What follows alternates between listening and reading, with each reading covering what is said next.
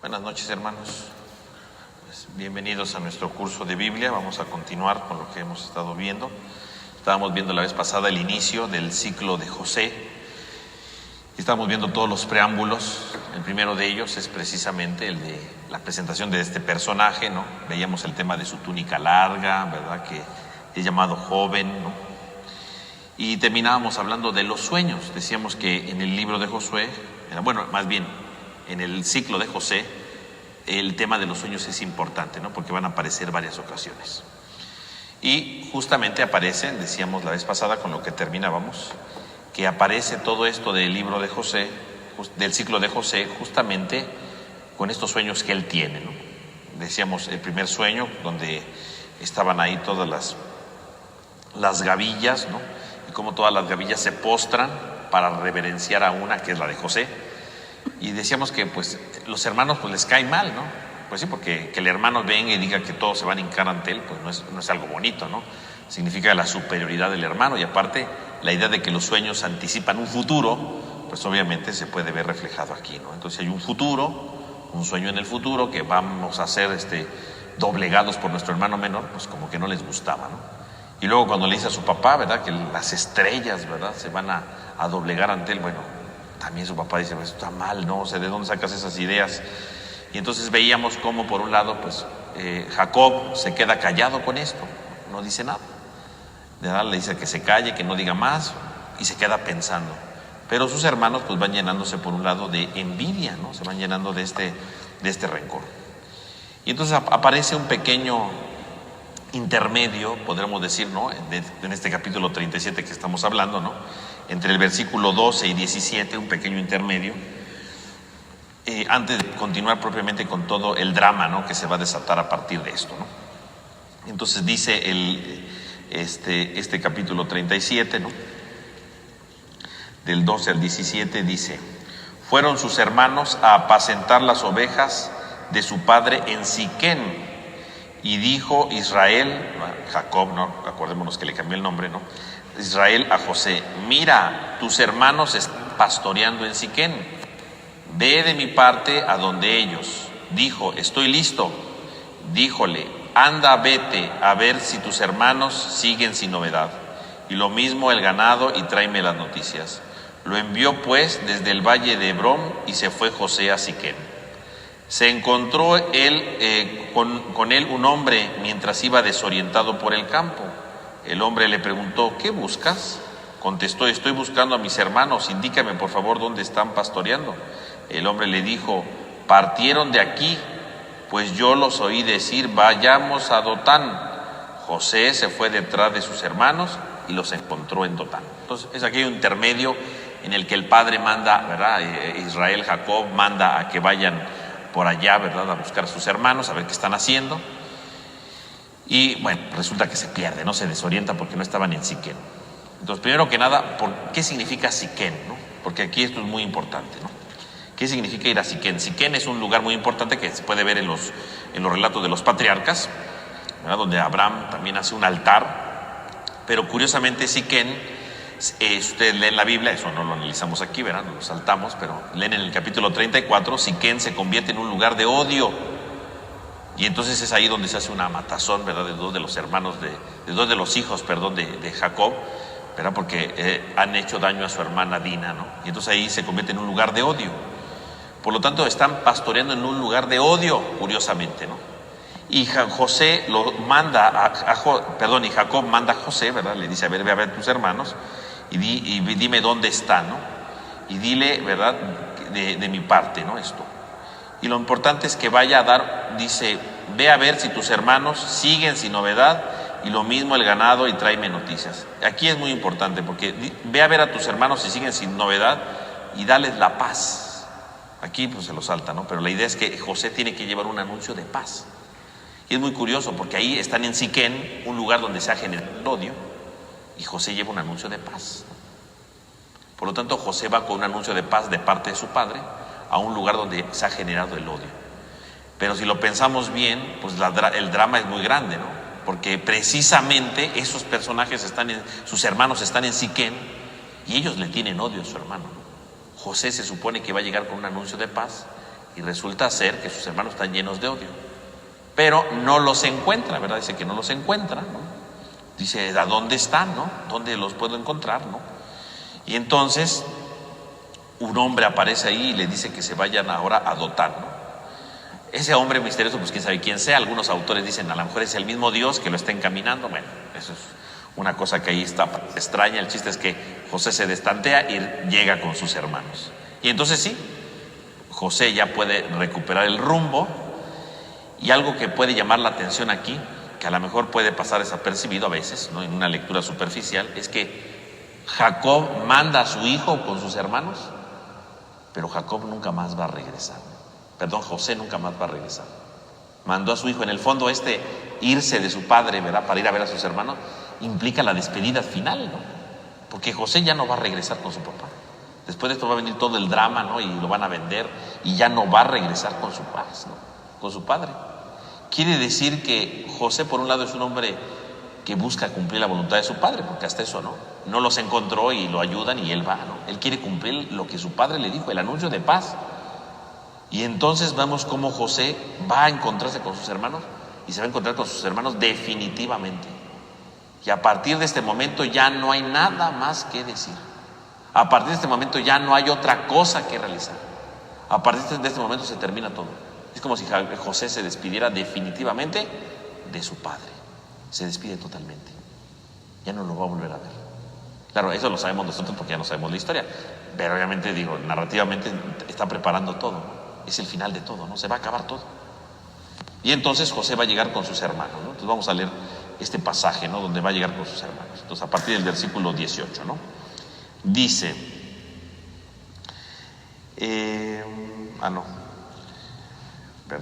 versículo 18. Ellos lo vieron de lejos y antes que se les acercara conspiraron contra él para matarlo.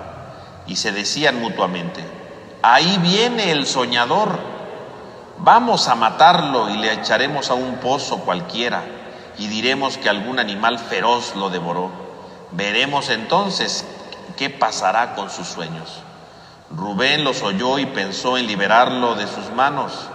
Dijo, no atentemos contra su vida, y añadió, no derramemos sangre, échenle a ese pozo que hay en el páramo, pero no pongan la mano sobre él. Su intención era salvarlo de sus hermanos, para devolverlo a su padre. Entonces llegó José a donde sus hermanos. Estos despojaron a José de su túnica, aquella túnica de manga larga que llevaba puesta, y echándole mano lo arrojaron al pozo. Aquel pozo estaba vacío sin agua, y luego se sentaron a comer.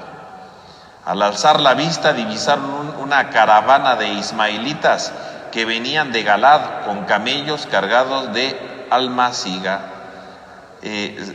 sanadaca y ládano, que bajaban hacia Egipto. Entonces Judá dijo a sus hermanos, ¿qué aprovecha que asesinemos a nuestro hermano y luego tapemos su sangre? Vamos a venderlo a los ismaelitas para que no pongamos la mano en él, porque es nuestro propio hermano, nuestra carne. Y sus hermanos asintieron. Pasaron unos madianitas mercaderes y descubriéndolo y subieron a José del pozo. Vendieron a José por 20 piezas de plata a los ismaelitas que se llevaron a José a Egipto. Al volver Rubén al pozo resultó que José no estaba en él. Rasgó sus vestiduras y volviéndose a donde estaban sus hermanos les dijo, ¿y el niño no aparece? ¿Y yo qué hago? Entonces tomaron la túnica de José, degollaron un cabrito, tiñeron la túnica en sangre y enviaron la túnica de manga larga, haciéndola llegar hasta su padre con este recado. Esto hemos encontrado, examina si se trata de la túnica de tu hijo o no. Él la examinó y dijo, es la túnica de mi hijo. Algún animal feroz lo ha devorado. José ha sido despedazado. Jacob desgarró sus vestiduras, se echó un sayal a la cintura e hizo duelo por su hijo durante muchos días. Todos sus hijos e hijas acudieron a consolarle, pero él rehusaba consolarse y decía, voy a bajar en duelo al Sheol, donde está mi hijo. Y su padre le lloraba. Por su parte, los madianitas llegados a Egipto lo vendieron a Putifar, eunuco del faraón y capitán de los guardias. Bueno, entonces ahí está el capítulo 37, todo el capítulo. Entonces vemos todo el drama final, ¿no? Entonces la vez pasada analizábamos todo los preámbulos, entonces ahora viene todo el drama aquí. Entonces José pues va muy contento a ver a sus hermanos, ¿verdad? Y en cuanto lo ven que ya se acerca, dicen, vamos a matarlo. O sea, quiere decir que literalmente ya no querían a José, ya lo detestaban, obviamente estaban lejos de su padre, no había más testigos, estaban solamente los hermanos, y los 10 hermanos que estaban ahí deciden matar a José. Empiezan a sacar todo su odio, ¿no? Y fíjense cómo le llaman, ¿no? Dice, ahí viene el soñador, ¿no? O sea, que ya hasta tenía su apodo, ¿verdad? El soñador. Que literalmente, más que soñador, ¿verdad? Así lo traducen en español, el soñador. Pero literalmente diría el señor de los sueños, ¿no? El señor de los sueños. Así lo pone, ¿no? La palabra Baal, ¿no? El señor de los sueños. ¿Y esto qué quiere decir que le llamen el señor de los sueños? Porque a veces la palabra soñador, pues, puede tener varias perspectivas, pero en realidad es el señor de los sueños. El señor de los sueños significa el que domina los sueños, o bien el que se cree señor, ¿no? Se cree dueño de todos porque tiene sueños, ¿no? Entonces esta idea de el soñador o el señor de los sueños está haciendo referencia precisamente, sí, a José, pero como aquel que es capaz de tener sueños para dominar a sus hermanos.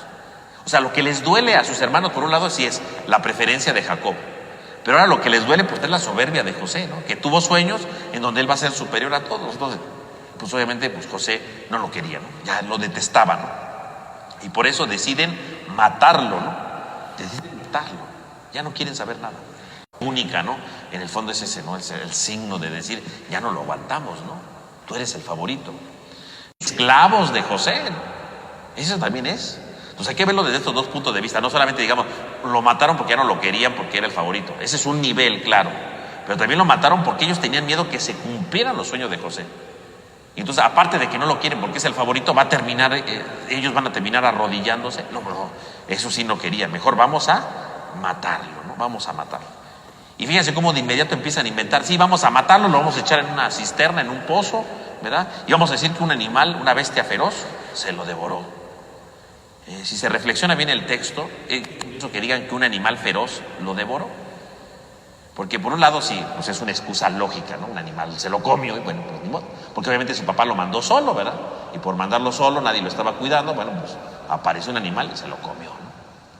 Pero curiosamente dicen una bestia feroz. Y una bestia feroz es la misma expresión que aparece en el capítulo 4 del Génesis, ¿no? Cuando Caín mata a Abel, ¿no? Cuando Caín mata a Abel, ¿verdad? Bueno, antes de que lo mate más bien, ¿no? Cuando tiene coraje, ¿no? Porque Dios escogió la ofrenda de Abel y no la de Caín. Y Dios le dice, ¿por qué andas mirando al suelo, verdad? ¿No ves que el pecado anda como fiera feroz amenazándote? El Génesis 4 le presenta a Caín el pecado como una fiera que tiene en su interior, amenazando con devorarlo. Así decía el Génesis 4, ¿no? Si no, léalo usted de tarea, ¿verdad? Y vea cómo el pecado es definido como una fiera que llevamos dentro, que si no la controlamos, podemos devorar al otro. Caín no contuvo la fiera y mató a su hermano. Y es lo mismo si se dan cuenta. Vamos a decir que una fiera feroz se lo comió. En el fondo, ¿quién es la fiera? La fiera son ellos mismos, ¿no? Ellos mismos son los que están decidiendo matar. No se están conteniendo y lo quieren matar, ¿no? En el fondo tienen razón, una fiera feroz lo devoró. Claro que sí, ¿quién es la fiera? Son ellos. Su odio, su rencor, su resentimiento, ¿verdad? Y su soberbia, es esa fiera que los está haciendo matar a su hermano. Bueno, no lo van a matar, ¿verdad? Pero que lo quieren matar, ¿no? Lo quieren matar. Ahí está, ¿no? Vamos a culparlo, ¿no? Vamos a culpar, ¿verdad? Una fiera, cuando la fiera son ellos, ¿no? Esto es muy importante, ¿no? Porque nos regresa, estamos terminando ya el libro del Génesis, es el último episodio, ¿verdad? El ciclo de toda la historia de José es la conclusión de todo. Y justamente ahora, ¿verdad? Nos regresamos al inicio del problema de los hermanos, ¿no? La fiera feroz que no contuvo Caín y mató a Abel, ahora la fiera feroz que quieren culpar, ¿verdad? Para que maten a su hermano José, ¿no? Dice, y lo vamos a echar al pozo. Echarlo al pozo, ¿qué significa? Pues echarlo al pozo es una figura de la muerte también, ¿no? Porque ellos querían echarlo al pozo al muerto, ¿no? sea, y de hecho no lo matan, pero sí lo echan al pozo. Es una figura de sepultura, ¿no? Como si hubieran cavado y queda ahí enterrado, ¿no? Es la imagen de la muerte, o sea, literalmente lo están matando, ¿no? De alguna manera, psicológicamente podemos decir, lo están matando, ¿no? Y algo que también es importante, ¿verdad? Cuando uno lee todo este pasaje, es que generalmente todo el texto, cuando empieza a hablar de aquí, no dice, ¿verdad?, los hermanos de José, dice sus hermanos, sus hermanos. Se refiere siempre a los hermanos de José diciendo sus hermanos, haciendo ver que José tiene hermanos, pero que sus hermanos ya no lo reconocen como tal. Ya no hay fraternidad con ellos. José queda desmarcado de él, no lo reconocen como su hermano, y es entonces el mismo autor el que está diciendo, son sus hermanos, son sus hermanos, ojo, pero ellos ya no lo sienten como su hermano, ¿no? Y lo vamos a ver ahorita, ¿no? Cuando el mismo texto nos hace ver que ya no lo consideran su hermano, y el texto insiste, son sus hermanos, pero son ellos los que no quieren sentirse hermanos de José. Es el problema de la fraternidad de la que habíamos hablado, ¿no? Ahí está todo. Y entonces cuando están decididos a matarlo, aparece Rubén, que es el primogénito, ¿no?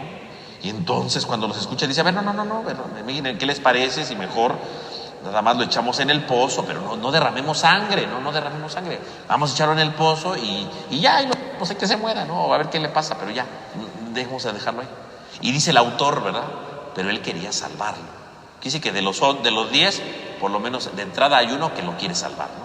Que es Rubén, ¿no? Y dice, a ver, calma, a ver, vamos a tratar de hacer eso, ¿no? O sea, en el fondo, Rubén, como es el primogénito, se siente responsable de lo que le pasa a su hermano menor, ¿no? Es casi el menor, ¿no? El último es Benjamín, ¿no? Pero está más chiquito todavía, pero José es el menor de ellos. Y él se siente, ¿no?, responsable de lo que pase. Por eso dice, no hay que matarlo.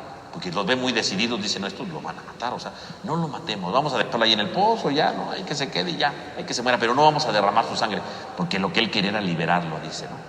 Qué curioso, ¿no? Mientras que los otros 9 hermanos, ¿verdad?, quieren matarlo, ¿no? La fiera, ¿verdad?, que sale, ¿no?, para matar, ¿no?, como Caín. Y Caín, ¿qué dijo? Cuando Dios, ¿verdad?, recordemos el pasaje de Caín, ¿no?, cuando le dice, ¿dónde está tu hermano? ¿Y qué dice Caín? ¿Acaso soy yo el guardián de mi hermano? Y curiosamente Rubén sí es el guardián de su hermano, porque no quiere que lo mate. Entonces Rubén pone ahí un alto a la violencia y dice, a ver, no vamos a matarlo. Él se cree guardián de su hermano, claramente, y por supuesto quiere devolvérselo a su padre, ¿no? O sea, no quiere que sufra. Él es el primogénito, él es el responsable de todo, él sabe que ese es el responsable. Si sus hermanos lo matan, el responsable también es él. Él no puede cargar con esa culpa, y entonces no quiere matarlo. Y entonces vemos que José llega muy contento, ¿verdad?, según a traer un anuncio de paz. Y en cuanto lo ven, ¿verdad?, lo agarran y le quitan la túnica, ¿no? Esa túnica que decíamos es para ellos el símbolo de su odio, ¿no? Porque la túnica, recordemos que una túnica, la ropa en la Biblia representa la identidad de alguien, ¿no? Decíamos la vez pasada que esta túnica es de manga larga porque es como si fuera una túnica de un príncipe, ¿no? Porque el papá trata, ¿verdad?, a José como un príncipe. Lo trata como lo máximo, como lo perfecto, ¿verdad?, como lo extraordinario. Lo ve como lo máximo. Quitarle la túnica es quitarle su personalidad, como diciendo, tú no vas a ser más el favorito de nuestro padre, ¿no? Tú ya no vas a ser más el consentido, ¿no? Tú eres un soñador y todo se termina aquí, ¿no? Le quitan la túnica, ¿no? O sea, finalmente le quitan esa túnica por un lado porque es lo que más detestan de él, esa túnica, porque esa túnica lo hace diferente a los demás, ¿no? Lo que decíamos la vez pasada, esa túnica, pues sí, hacía cosas José, pero no hacía todo el trabajo que sus hermanos, porque el mismo hecho de tener la manga larga significa que no podía trabajar igual, ¿no? No hacía tanto. Y aparte lo diferencia de los demás, lo hace ver como el consentido, ¿no? Y no puede permitirlo, ¿no? Entonces quitarle esa túnica es decirle, tú ya no eres nadie ante nuestro padre, tú ya no vas a ser el favorito, se acabó todo. Es momento que cambies, ¿no? No vas a ser ya ese. Y entonces le quitan la túnica, primero que nada, porque están enojados, y luego lo echan a la cisterna, ¿no?, al pozo, en señal de la muerte, como si lo estuvieran sepultando, ¿no? Para sus hermanos, José en ese momento está muerto. No lo mataron, pero lo avientan ahí al pozo, ¿no? Pues ahí se va a quedar, ahí se va a morir, ¿no? Pero para ellos es como si lo hubieran sepultado, ¿no? Algo que llama mucho la atención en esta parte del relato es que José no dice absolutamente nada. José no habla en este pasaje, en esta parte del pasaje ya no. Cuando lo mandó su papá dijo que sí iba, ¿no? Y ahí habló, y cuando se perdió pidió orientación, habló, pero ya en esta parte del relato José no vuelve a hablar. Va a volver a hablar hasta que aparezca en Egipto, ¿no? Ya cuando está ahí de esclavo, ahí va a volver a hablar. Pero en todo este relato, curiosamente, José no habla. José no habla. No tiene palabra. ¿Y por qué no tiene palabra? Porque simbólicamente, ¿qué está dando a entender? Obviamente José tuvo que haber dicho algo, ¿no? Si lo vemos narrativamente, pues tuvo que haber dicho algo. Déjenme en paz, sáquenme de aquí, una cosa tuvo que haber dicho. Pero el autor no dice que dice nada. ¿Por qué? Porque para los hermanos, como José ya está muerto, un muerto no tiene nada que decir, ¿no? Un muerto no tiene nada que hablar. Un muerto no tiene nada que pronunciar. Y si un muerto no tiene nada que decir, bueno, pues entonces que se quede muerto. No dice nada, no lo escuchan. Y tan no lo escuchan que no se oye ninguna voz de José aquí, ¿no? Nada se oye. Esto es muy significativo, ¿no? ¿Por qué no habla José? ¿Por qué no se defiende? Seguramente sí, pero narrativamente lo que está diciendo el autor es, para ellos ya está muerto José, y un muerto no habla, a un muerto no se le escucha, y como el muerto no se le escucha, no se oye palabra alguna de José. José está muerto, definitivamente, ¿no? Al punto que ni siquiera comunica nada, no le dice nada a sus hermanos. Y termina, ¿verdad? Esta idea, ¿verdad? Fíjense este relato cuando dice que lo echan al pozo, ¿verdad? Dice, lo echaron al pozo, que estaba vacío, sin agua. Dice, y luego se sentaron a comer. Eso es un detalle muy cruel, porque imagínense la escena, le quitan la ropa, lo avientan al pozo.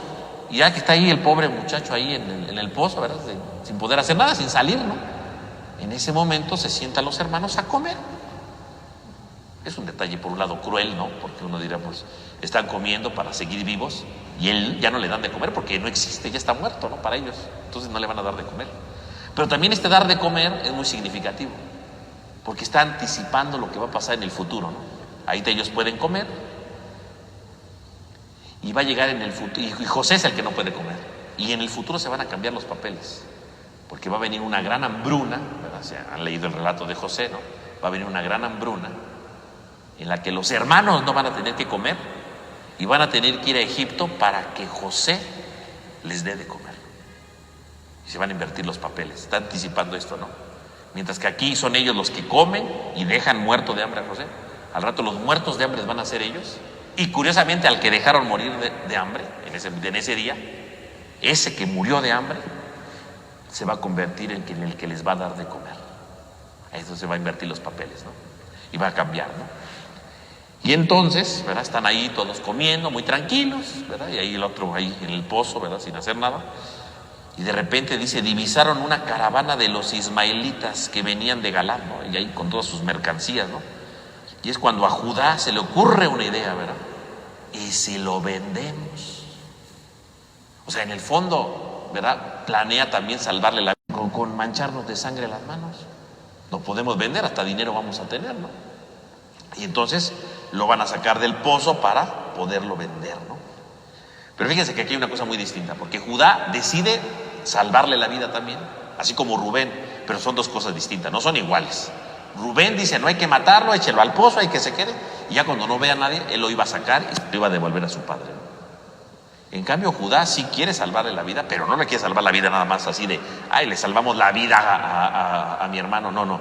Vamos a salvársela, pero para que se vuelva esclavo. O sea, le quiere salvar la vida, no porque lo quiera vivo, lo quiere salvar para castigarlo.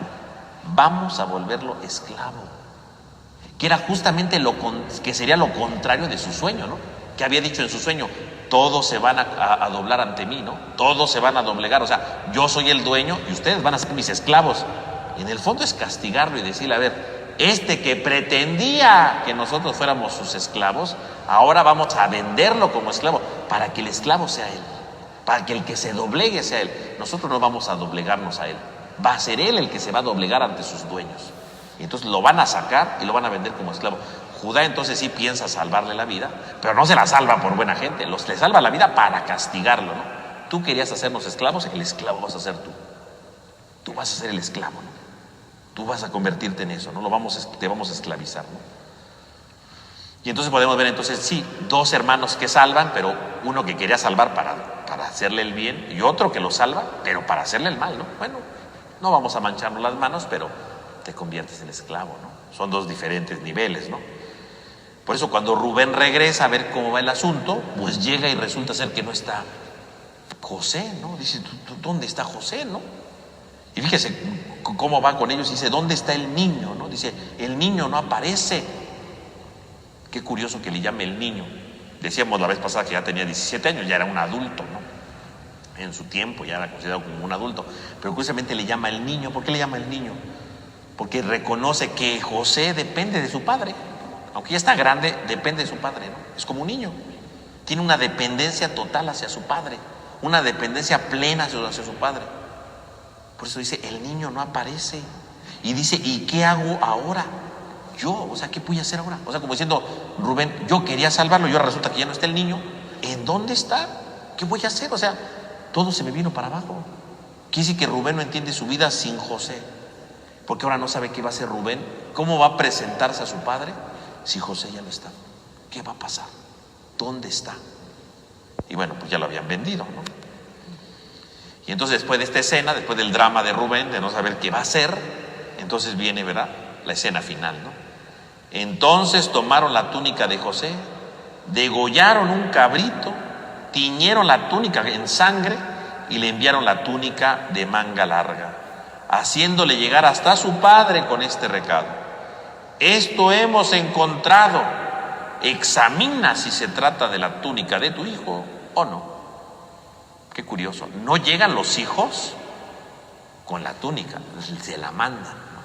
Porque no quiere ver a su padre, ¿no?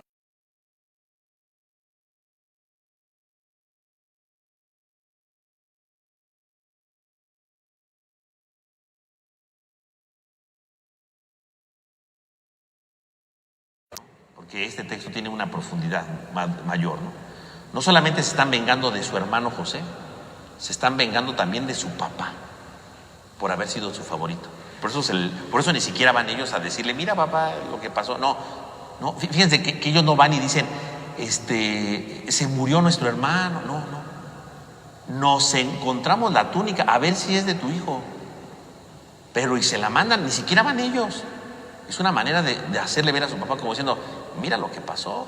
La túnica con la que tú lo favorecías, con la que tú lo distinguías de nosotros, mira, ve a ver si es de tu hijo. Y fíjese qué curioso, le dice, la túnica de tu hijo. Qué curioso que no dice la túnica de nuestro hermano, de tu hijo. O sea, es tu hijo, no tiene nada que ver con nosotros, ¿no? Por eso el texto insiste, son los hermanos de José.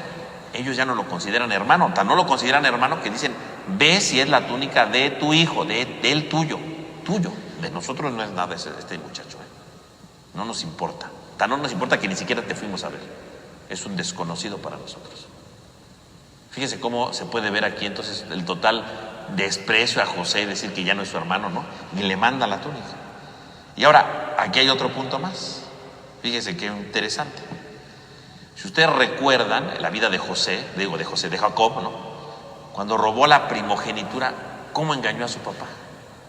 Lo engañó poniéndose unas pieles, ¿se acuerdan? Que porque él era lampiño y su hermano era velludo, se puso la ropa de su hermano para oler como su hermano, ¿no? Porque su papá era ciego, y le cocinó un guisado de cabrito.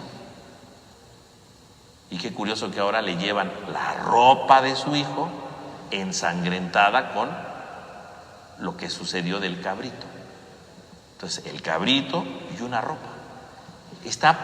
Jacob está pagando todo lo que hizo. Y así como engañó a su papá, que era ciego, ¿verdad? Y se puso ropas, ¿verdad?, que no le correspondían, ¿verdad?, para engañarlo y robarle la bendición, y le preparó una olla con cabrito. Ahora sus propios hijos, ahora es lo mismo, se lo regresan. No se ponen ellos ropas, ¿verdad? Pero ellos mismos engañan a su padre poniéndole la ropa de su hijo ensangrentada. Y así como Isaac tocó la ropa y las pieles, ¿verdad?, peludas, ¿verdad?, para que se confundiera, ahora él toca la túnica ensangrentada de su hijo, pensando que su hijo se murió. Es lo mismo. Todo lo que hizo Jacob se regresa, ¿no? Todos los engaños que hizo se le regresa. Y así como él engañó con un vestido y con un cabrito, ahora su padre. Es lo mismo, se le regresa todo. Jacob creyó que Isaac creyó que realmente era su hijo Esaú, por lo que estaba tocando y oliendo. Y ahora Jacob toca la ropa de su hijo, que cree que está muerto, que no está muerto, pero cree que está muerto. Lo engañaron, igual de ciego que su padre Isaac. El otro ciego físicamente, ¿verdad?, evidente, pero ciego espiritual, porque cuando ve la sangre se pone a llorar y a desesperarse, porque cree que de verdad se murió su hijo. La historia se repite y Jacob paga todos sus engaños que hizo en el pasado, los paga ahora de nuevo. Y de la misma manera, ropa y cabrito, lo mismo, se repite lo mismo, ¿no? Lo mismo. Por lo tanto, podemos ver esta realidad, ¿no? De cómo los hermanos de José buscan también mortificar a su padre, ¿no? Que sienta la muerte de su hijo, ¿no? Que piense que ya su hijo desapareció definitivamente. Y obviamente de que no quieren a José, no lo quieren, ¿no? Lo echaron allí en el pozo como señal de la muerte. Y obviamente la idea de matar al cabrito, de desangrarlo, de llenarle la túnica de sangre, bueno, pues es como si estuvieran matando a José, ¿no? Es una imagen violenta, muy agresiva, ¿no? El narrador lo ve muy sencillo, pero usted piensa el hecho de agarrar al animal, de derramarle la sangre, de embadurnarlo, es como si estuvieran matando a José. No lo mataron físicamente, pero espiritualmente lo están matando, ¿no? Psicológicamente, ¿no? El derramar la sangre, ver la sangre en la vestidura. O sea, en realidad no querían a José, lo querían muerto, ¿no? Y es una manera, ¿verdad?, como se está viendo totalmente la muerte, ¿no? Definitivamente, ¿no? Y entonces ahora todo se le regresa a Jacob y lo único que puede decir es la túnica, fíjense, de mi hijo. Algún animal feroz le ha devorado. ¿A quién? A su hijo. Ha sido despedazado José. 3 veces, ¿no? Mi hijo, le han devorado José. 3 veces, se repite 3 veces la idea de su hijo, ¿no? Que ha muerto, ¿no? El número 3 es la perfección, significa que para él, su hijo ha muerto totalmente, no tiene nada que hacer, ¿no? Jacob sabe que su hijo José está desaparecido, ¿no? Y fíjese qué curioso, ¿no? Dice, algún animal feroz lo ha devorado. Ellos no le dijeron nada, ¿no? Él ya saca su conclusión, un animal feroz. Y sí, un animal feroz lo devoró, nada más que el animal feroz son sus propios hijos, ¿no? Sus hermanos.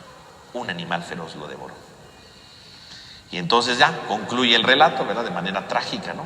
Jacob desgarró su vestido, se echó un sayal, ¿verdad? Un sayal es una vestidura áspera, así como una especie como de costal, ¿no? Que pica, ¿no? Porque es una señal de penitencia, ¿no? A la cintura, e hizo duelo por su hijo durante muchos días.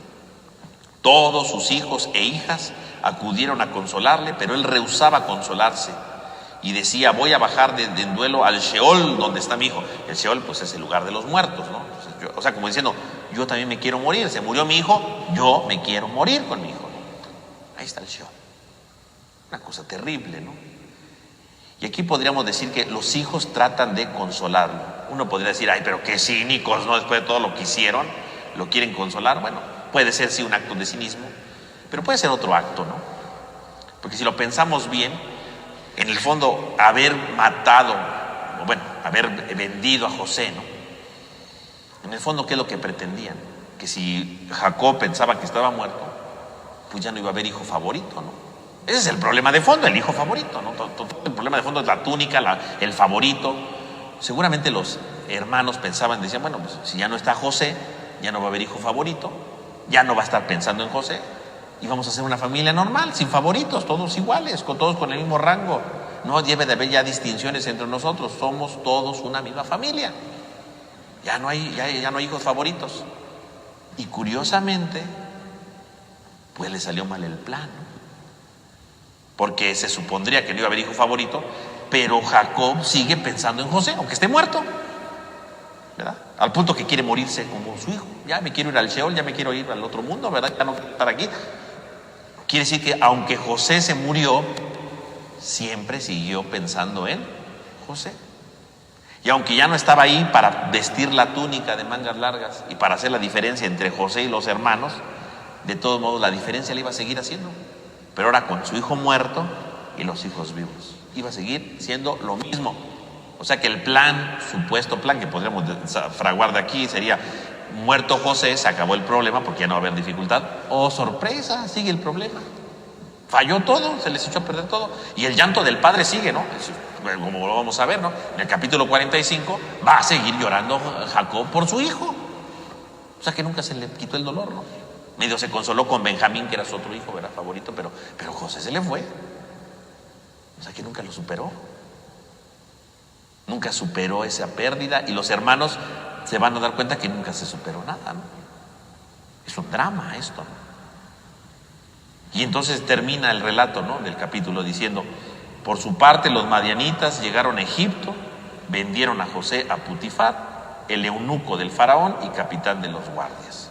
Terminan vendiéndolo a un alto funcionario, ¿no?, y termina siendo el esclavo. Y ahí termina la primera parte, ¿no?, el primer acto. Y repentinamente, ¿verdad?, no vamos a leerlo aquí porque si no nunca acabamos, ¿verdad?, pero el capítulo 38 uno pensaría que sigue la continuación de esto, pero no. En el capítulo 38 aparece una historia de Judá, el otro hijo el que vendió precisamente a José, ¿no?, el que tuvo la idea de venderlo, ¿no?, de Judá, y aparece repentinamente la historia de Judá. ¿Por qué aparece la historia de Judá? Aparece como Judá se va, se casa, tiene 3 hijos y empieza la historia de ellos, ¿no? Todo el capítulo 38 es como un paréntesis de toda la historia, ¿verdad? Tiene 3 hijos, el mayor se casa con una mujer llamada Tamar, pero se muere el hijo sin dejar descendencia, entonces hace que su otro hijo se case, ¿no?, tampoco da descendencia, y pues se supondría, según la ley de aquellos tiempos, ¿verdad?, si no hay descendencia, se tiene que casarle el hermano, ¿no? Pero el primero, bueno, se murió el hijo, no hubo descendencia, se casó el segundo. El segundo no dejó descendencia, bueno, se supondría que el tercer hijo se tendría que casar con Tamar, pero pues dijo, pues todos los que se casan con esta se mueren, entonces dijo, mejor que no se case. Se hizo de la vista gorda y no le dio a su tercer hijo, ¿no? Y entonces, bueno, viene toda una historia rarísima ahí, ¿verdad?, donde Tamar se disfraza, ¿verdad?, y hace, ¿verdad?, que quede embarazada del mismo Judá, ¿no?, de su suegro, ¿no?, queda embarazada de su suegro. Y de ahí salen 2 hijos que van a ser después los representantes de 2 tribus de Israel, ¿no?, de 2 de las tribus de Israel. O sea que este es un relato extraño que por un lado trata de decirnos que Judá es precisamente el que va a ser el sucesor fiel de la descendencia de Jacob. El sucesor es Judá. Eso es un pasaje entonces intermedio solamente para explicar 2 cosas. Uno, de un relato medio inmoral, si ustedes quieren, ¿no?, porque eso de que el suegro se mete con la nuera y bueno, de ahí salen los hijos y van a ser las tribus, uno dirá, esto está lleno de inmoralidad. Bueno, como una vez lo decimos, lo habíamos dicho, para la tradición ya vista, la moral les viene valiendo, ¿no? Entonces, usted no vea la parte moral aquí. No estoy diciendo que sea bueno lo que hicieron, no está bien, pero no le importa al autor. Lo que le importa al autor son 2 cosas. Uno, marcar que la sucesión de Jacob va a venir del lado de Judá, que Judá es el heredero legítimo o el principal de todos, y que los hijos que tuvo con Tamar son parte de las tribus de Israel. Son 2 tribus que se van a añadir a todo el conjunto posteriormente, ¿no? Entonces, ahí va a marcar eso. Entonces es un relato raro, sí, pero te pretende 2 cosas. Uno, marcarnos quién es el sucesor de Jacob. O sea, antes de que nos narre toda la historia de José, hace este paréntesis el autor y dice, sí, vamos a seguir con la historia de Jacob, pero ojo, el sucesor es Judá. Y Judá va a tener otros 2 hijos que van a ser tribus también importantes dentro de todo el plan de Dios, ¿no? Entonces, es un preludio, un anticipo de todo esto, ¿no? Entonces, es una cosa muy rara, ¿verdad? Pero bueno, ahí queda, ¿no? Entonces, finalmente es como un pequeño párrafo. Y en el fondo, si José va a llevar toda la historia, en el fondo José va a ser parte de eso, ¿no?, de ese pueblo fundado por Judá. Incluso si ustedes leen después la genealogía de Jesús en el Evangelio de San Mateo, ¿no?, en el capítulo 1, cuando empieza el Evangelio, la genealogía, ¿a quién cita como antepasado de Jesús? A Judá y a Tamar, ¿no? Y por supuesto al primer hijo, al primogénito de ellos, ¿no? Curiosamente, curiosamente no es la esposa de Judá la que va a traer la descendencia de la tribu, sino la de la supuesta prostituta, que era su nuera, ¿no? Esos son los hijos de la promesa. Y Jesús va a ser descendiente de esos hijos, ¿no?, dice el Evangelio de Mateo. O sea que Dios siempre escoge al que menos imagina uno, ¿no? Y va a escoger justamente a los hijos que tiene con su nuera, ¿no? Es una historia que viene detrás, que podríamos analizar muchas cosas detrás, pero no lo vamos a hacer porque si no, nunca acabamos nuestro curso, que es más sencillo aquí, ¿no? Entonces, pero viene este paréntesis, ¿no? Entonces ya, aclarado esta pequeña historia, ¿verdad?, que trata de explicar ciertos elementos de la vida del pueblo de Israel, de sus antepasados, se regresa en el capítulo 39 con José, ¿no? Entonces regresa con José. Entonces vamos a empezar a leer aquí la historia. Y entonces dice, capítulo 39. José fue bajado a Egipto y lo compró un egipcio, Putifar, eunuco del faraón y jefe de los guardias. Lo compró a los ismaelitas que lo habían bajado allá, ¿no? Entonces lo compra este hombre, ¿verdad?, de alto mando, ¿no? Lo manda a comprar él. Y dice, Yahvé asistió a José, que llegó a ser un hombre afortunado mientras estaba en la casa de su señor egipcio.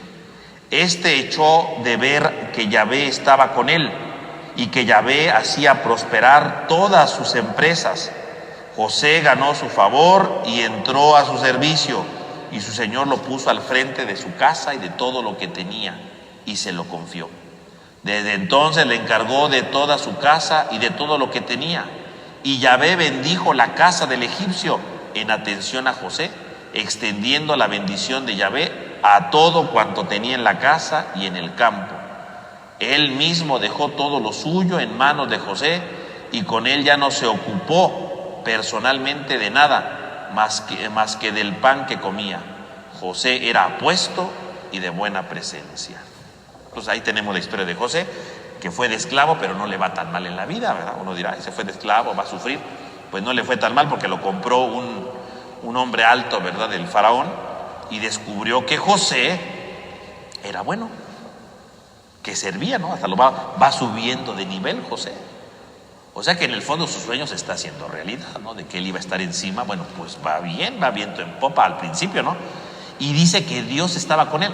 Decíamos la semana pasada, ¿se acuerdan? Decíamos la semana pasada que en este relato de José hay un dato curioso. Mientras que en los otros relatos Dios siempre habla con los personajes, ¿no? Habla con Abraham, habla con Jacob, no habla con José.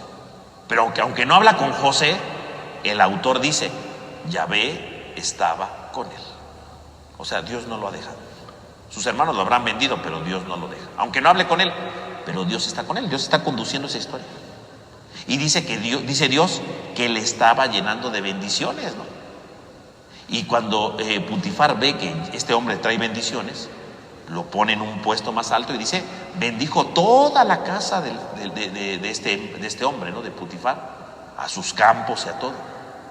Qué curioso, si ustedes se dan cuenta, se está repitiendo la historia de Abraham, ¿no? Abraham, ¿qué hizo? Abraham dejó su padre, su tierra, todo, ¿verdad? ¿Se acuerdan el capítulo 12? Y le dice Dios, deja todo y tú te convertirás en bendición para todos. Ahora eso que Dios le había dicho a Abraham se cumple en José. José dejó a su padre, digo, no de buena gana, pero lo dejó, ¿verdad? Dejó a su padre, y como consecuencia de dejar a su padre, ¿qué pasó? Empezó a hacer bendición para los demás. Empezó a ser un signo de bendición. Quiere decir que aquella promesa de Abraham se está cumpliendo ahorita en José, que al dejar a su padre, él se convierte en un signo de bendición. Y lo que hubiera podido parecer una maldición, que era lo que esperaban sus hermanos, ¿no? Vamos a venderlo, ¿verdad? Curiosamente no, se convierte en un signo de bendición, ¿no? Se convierte en un signo de bendición. Bueno, entonces se convierte en un signo de bendición, empieza a bendecir todo. Y dice, de tal manera que ya no se hacía cargo de nada, solamente del pan que comía, ¿no? O sea, ya no se hacía cargo absolutamente de nada, solamente del pan que comía. O sea, quiere decir que José era el segundo al mando ahí con este señor, ¿no? Hacía lo que quería, vivía como quería, o sea, hacía todo. Y dice curiosamente, y José era apuesto y de buena presencia. ¿Por qué José era apuesto y de buena presencia? No es que aquí esté echándole flores a José, como diciendo, ay, ¿verdad? Este chamaco que lo vendieron de esclavo se puso re guapo. No es para eso. ¿Para qué está diciendo que era apuesto y de buena presencia? Porque el que está con Dios es hermoso. O sea, independientemente del físico, estamos hablando aquí de algo espiritual, ¿no? Las personas que están cerca de Dios, las personas que se dejan guiar por Dios, las personas que están desde los criterios de Dios, son apuestos y de buena presencia. De buena presencia, o sea, transmiten algo distinto, ¿no? Esa es la belleza que uno transmite porque está con Dios. Esa belleza se da en la bendición de los bienes, y esa belleza se da en su persona. Él es de buena presencia y apuesto, o sea, no quiere decir nomás que era muy guapo. O sea, no, está dando a entender precisamente que estar cerca de Dios lo convierte en alguien bello, ¿no? En alguien apuesto, en alguien hermoso. En el fondo, el que está cerca de Dios es alguien bello. No bello físicamente, a lo mejor uno puede decir, ay, qué horrible, pero a lo mejor sí es bello porque transmite una belleza distinta, ¿no? Uno dice, mira, es distinto, me siento diferente con esa persona, transmite algo. Ah, esa es la belleza de que habla, ¿no? La belleza. Entonces uno podría decir, bueno, pues a José le fue re bien, ¿no? Porque uno lo vendieron de esclavo y pues sí, sigue siendo esclavo, ¿no? No es que sea libre, pero aunque es esclavo, pues está logrando grandes cosas, está escalando, ¿no? Lo que había dicho en sus sueños se está cumpliendo. Y se está cumpliendo porque Dios está con él. Uno diría, bueno, pues va viento en popa el asunto, pero no. Porque si seguimos leyendo el relato, ¿verdad? Justamente este ser apuesto, este ser de buena presencia, esta belleza de estar con Dios, le va a traer problemas, ¿no?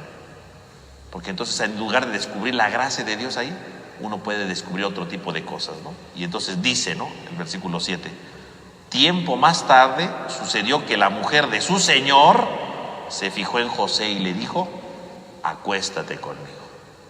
Y entonces aquello que había sido algo bello, porque estaba cerca de Dios, se convierte en un motivo de pecado, no para José, sino para la esposa de Putifar. Y entonces todo que parecía vivir muy bien, pues van a entrar los problemas, porque entonces ahora tiene que enfrentarse a esta mujer que ahora quiere estar con él. Y entonces, ¿qué puede hacer José ante esa realidad, no? Esta mujer que ahora se le empieza a insinuar diciendo, acuéstate conmigo, quiero que estés conmigo. ¿Qué puede hacer José? Bueno, pues lo veremos la otra semana, ¿verdad? Porque ya terminó ahorita el tiempo. Y lo veremos la otra semana para ver qué va a suceder con José y con esta mujer. Entonces vamos a terminar con una oración. En el nombre del Padre, del Hijo, del Espíritu Santo. Amén. Amén. Te damos gracias, Señor, porque nos has reunido en esta noche. Te pedimos por todos nosotros para que nos ayudes a reconocer que a pesar de las dificultades que pudiéramos vivir en nuestra vida, estamos llamados también a contar con tu providencia como José y a dejar que también las cosas vayan transformándose poco a poco en nuestra vida. Ayúdanos a descubrir tus signos providenciales y a ir transformando totalmente nuestra vida. Te lo pedimos a ti que vives y reinas por los siglos de los siglos. Amén. En el nombre del Padre, del Hijo, del Espíritu Santo. Amén. Amén. Pues que tengan todos una buena noche, que descansen. Nos vemos Dios mediante la próxima semana.